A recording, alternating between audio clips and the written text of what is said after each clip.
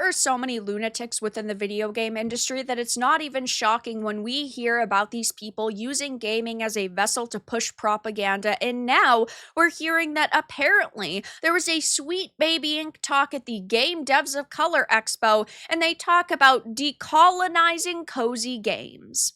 I have a few different things to show off, but before I get into the topic, if you enjoy the content I create, check out the links in the description, join the community in my live streams, and consider supporting through Patreon or YouTube memberships. Now, there is nothing that people working at Sweet Baby Inc. or Black Girl Gamers or similar narrative consultancy groups could do that would shock me at this point, and it might still make me visibly cringe, but this is to be expected by these individuals. Now, Master of the TDS and Writing Raven had posted a thread on this, and it says that it was a talk on decolonizing cozy games, which, first of all, what the hell does that even mean? It says, what's so cozy about doing chores when you're at the center of the universe? Tristan J. Tarwater will delve into cozy games and how they uphold values of colonialism in their mechanics and narrative. This has been such a funny complaint that I've seen so much over the past couple of months, where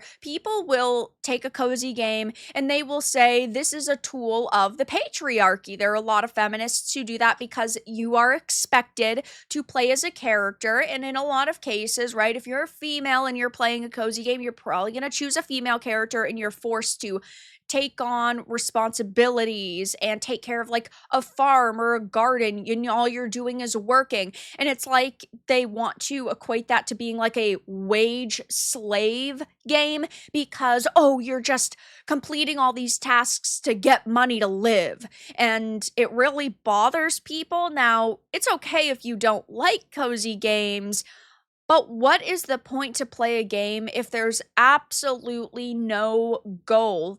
They shouldn't just give you everything. If you want everything given to you, play something like Minecraft Creative Mode, where you can get everything at the snap of a finger. Otherwise, you're supposed to get excited for having something to work towards in a game. And if you don't want that, find a different game. More than just being about vibes, cozy games project an idea of what is safe and rewarding for players, and often promotes values of capitalism by rewarding individualism and consumption. What makes them satisfying for many can also make things uncomfortable for marginalized people. No one's forcing marginalized people to play these games. If you're complaining about the fact that a game is giving you a reward for doing a quest, you're not a fucking gamer, that's for sure.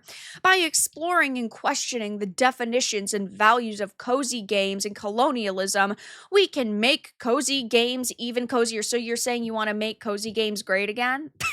I'm sorry. I just have to trigger these people. Now, apparently, Tristan J. Tarwater of Sweet Baby Inc. gave this talk. Here's what Sweet Baby Inc. people are teaching about cozy games. Now, before I had even seen this, I said to myself, they are going to talk about something like Tales of the Shire, which I did stream once on the channel. I could not stomach playing more. It was absolutely horrific. And yes, this is actually one of the games that they use as a example of games to check out. They have Fields of Mystria, Saltsea Chronicles, Tales of the Shire, and Wander Slop. So, all just absolutely horrendous games.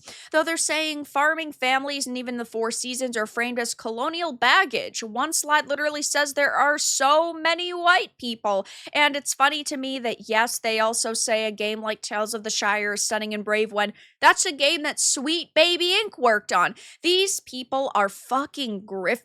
They try to convince normies that there is a problem in the video game industry, and they try to convince companies that there's a problem in the video game industry just so they can sell their services and make money. These people do not care about our entertainment. They care about using video games as a vessel for propaganda, and that is in they are cultural Marxists, and we should not trust them any time. It says, often framed as an undoing of colonial influences and structures, it is also a creative process of imagining what cultures would look like if not disrupted by the exploitation of colonialism. It says that, of course, colonialism in cozy games where one, so many white people. There are so many games now where you get to create your own character and pick outfits for them and pick skin colors for them and really just customize them. And if you're sitting here saying that there's so many white people and that's the best you can come up with for your argument, you're just racist. And yes, you can be racist against white people. The outside individual who saves the day, another shining example of the fact that they're not gamers because gamers don't even know what the word outside means. The land is there for the taking. Corn and wheat make number go up. They didn't even add an S there. They're that lazy and that bad at grammar. Nuclear family and two-gen family. A nuclear family is not a bad thing to show in a game. Depicting a nuclear family is what the majority of human beings want to see in their titles. And sure, you can sit here and say, well, there should be options for everybody, but you should not force people to have to accept an LGBTQ plus IAXYZ relationship in a game because that's not what the majority of people are going to want to see. It's just that simple. Monochronic structures, 4 seasons, Gregorian calendar. Oh my God, they're even complaining about calendar systems now. Conveniently ancient civilizations. They say straight up racism, which is funny that that is the final point on this list when the first point on their list is it's okay to be racist.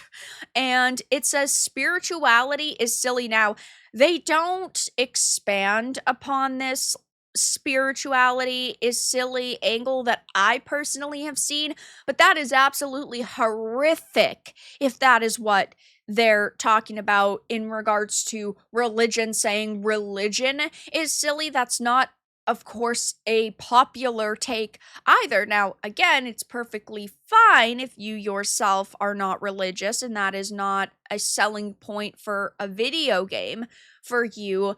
But to say spirituality is silly is just insane.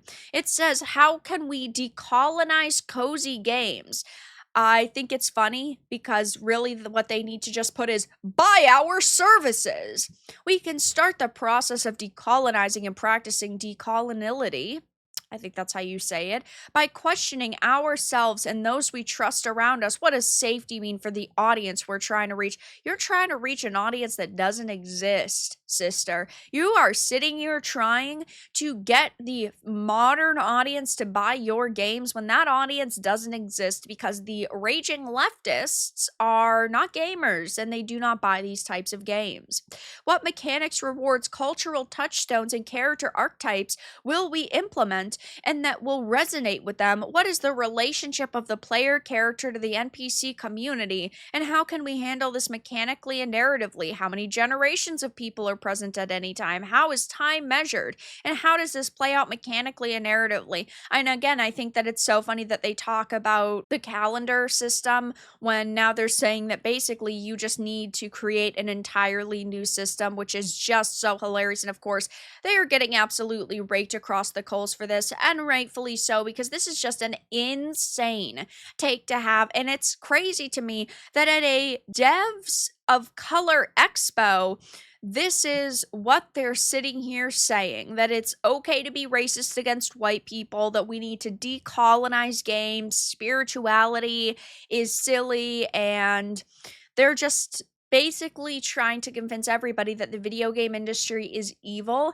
and it needs to be changed drastically. Yeah, there are other people pointing out spirituality is silly. Unfortunately, we can only speculate. Sweet Baby Ink Talks have been locked behind paywalls and exclusive watch parties lately, and that's because they know that every single post they make, every single video they put up, and every single live stream that they do is scrutinized. This is pretty ignorant of her. Tons of Native Americans practice agriculture on an industrial scale in North America. It's just that by the time European settlers arrived, 90% had been wiped out by disease and they were living in the post-apocalypse. People pointing and laughing.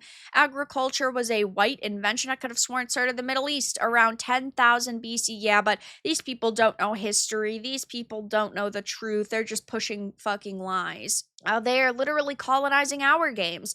They are pushing their way into everything and demanding all these changes. Irony is an overused word, but here it really fits. How is Sweet Babying still getting paid by game studios? I thought they would have gone bankrupt by now. They hate America. They hate Americans. It's literally that simple. And I think that it does boil down to this. They hate everybody who is not them, and they hate everybody who they deem as evil. But I guess technically it's also themselves too, because they are, in most cases, Americans.